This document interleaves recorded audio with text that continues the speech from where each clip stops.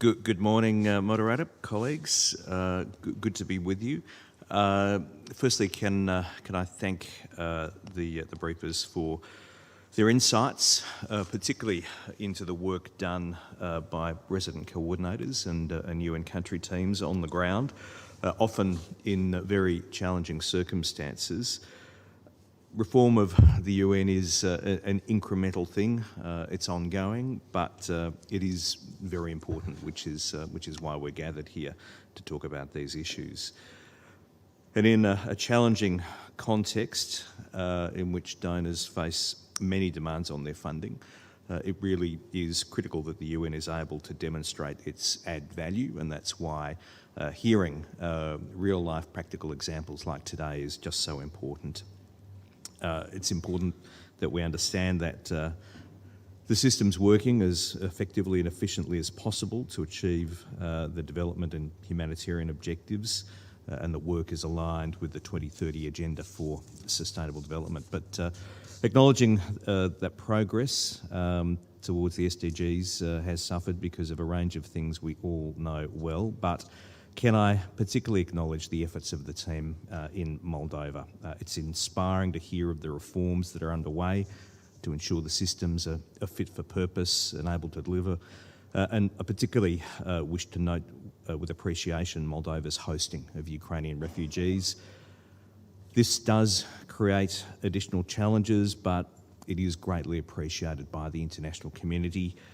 And Australia looks forward to continuing to support resident coordinators and country teams wherever possible. But the Moldovan example is just a really terrific one, and I want to acknowledge the great work there.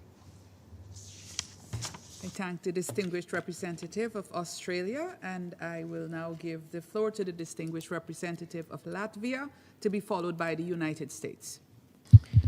Thank you, Madam Moderator, Mr. Chair, colleagues. Thank you for giving me the floor. I thank Minister Buzul, Resident Coordinator, and UNDP Resident Representative for their insightful presentations. I appreciate the concrete showcase of how UNDP system reforms translate on the ground in Moldova in the integrated support the UN country team can deliver in achieving SDGs and overcoming current compounding crises.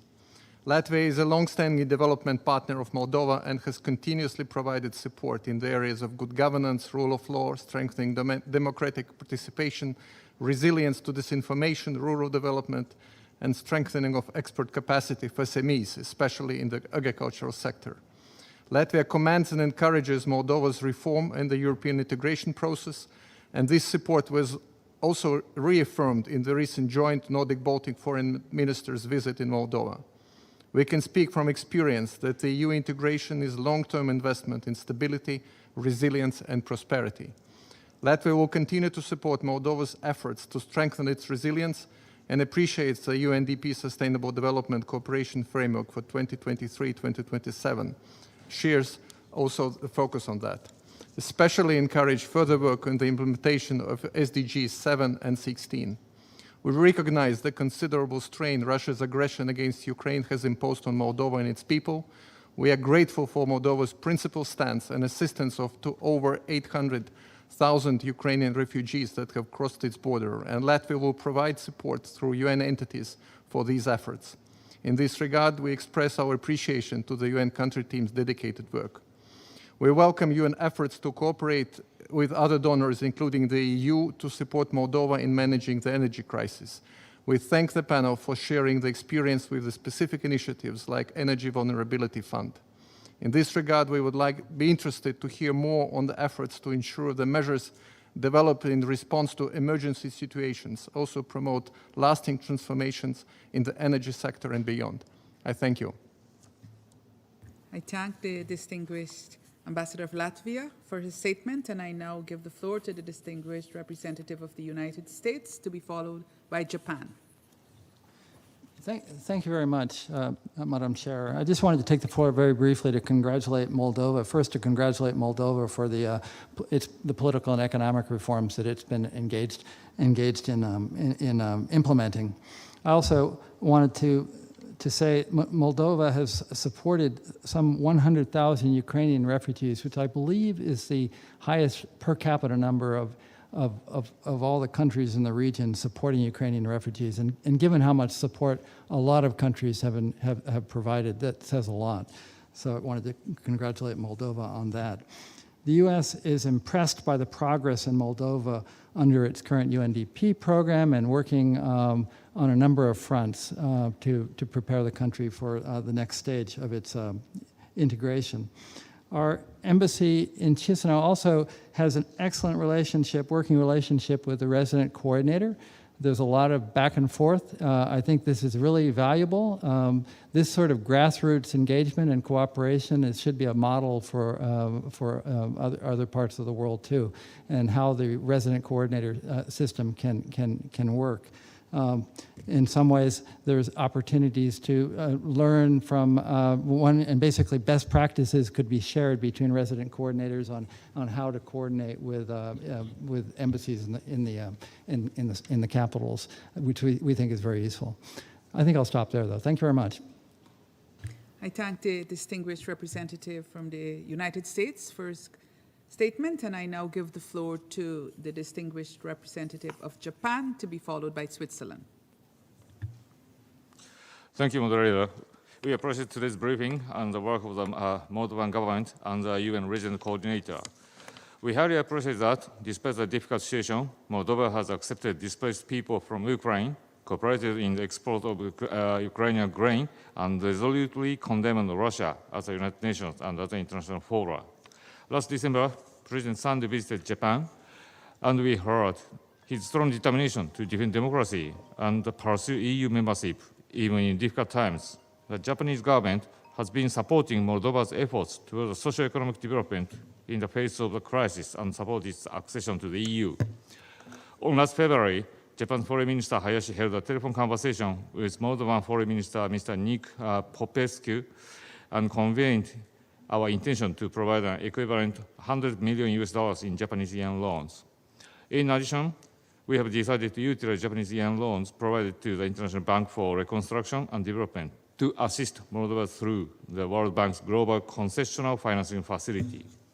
Last December, we disbursed an additional $27 million in assistance to Moldova to support Ukrainian refugees in the areas of health, food, energy, and gender through several international organizations. We believe that Moldova will effectively utilize this support from Japan, UN agencies, and the international community to address the needs of the displaced people in its care, overcome its energy crisis for the sake of human security, and carry out various reforms necessary for its accession to the EU. UN support coordinated by the resident coordinator in Moldova, to which Japan has also contributed, has simultaneously helped mitigate the impact of the refugee influx and the energy and socio-economic crisis that developed in the context of the war in Ukraine. Japan will continue its support to Moldova as it did in its recent aid. I thank you.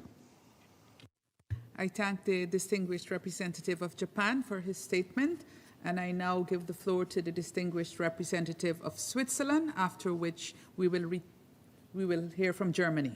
Switzerland, you have the floor. Thank you, Madam Ambassador. We much welcome this dialogue and its focus on the UNDS's work on the ground, and thank the panelists for sharing their insights. The partnership between the government of Moldova and the UN country team under the leadership of the resident coordinator is, in our view, exemplary. Active as bilateral donor, Switzerland much appreciates the excellent partnership and successful coordination of development partners by the government of Moldova in close partnership with the UN resident coordinator. The value of such coordination and collective efforts became evident at the onset of the war in Ukraine and enabled the UN country team and government of Moldova to adapt to new needs and challenges swiftly and flexibly, while at the same time honoring their commitments to implement the 2030 agenda. The availability of pooled funding, in this case from the joint SDG fund, as the resident coordinator has pointed out, proved instrumental in enabling a joint response. We commend both the government of Moldova and the UN country team under the leadership of the RC for these achievements, and we look forward to our continued collaboration. On a more general note, we would be interested to hear how the UN country team and the resident coordinator in Moldova benefit from regional support and how they are engaged at regional level to contribute to knowledge management and transnational responses. Thank you. I thank the distinguished representative of Switzerland, and I now give the floor to the distinguished representative of Germany. Thank you, moderator. Good morning, ladies and gentlemen.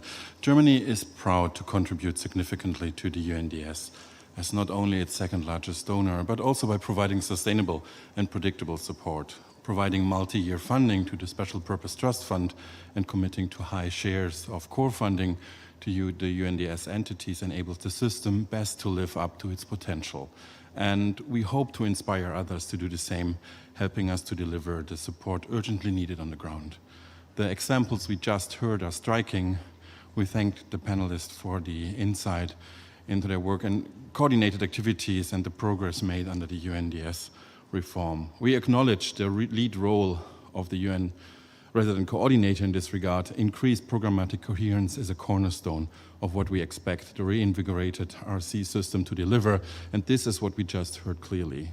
We would especially like to express our support for the reforms underway in Moldova and for the government efforts to address the impact of the refugee crisis in Moldova. The German government has been a substantial contributor to the reform ambitions, and including as the initial contributor to the Energy Vulnerability Fund, among many other areas of support. We applaud the RC for their achievement, and thank you very much. I thank the distinguished representative of Germany.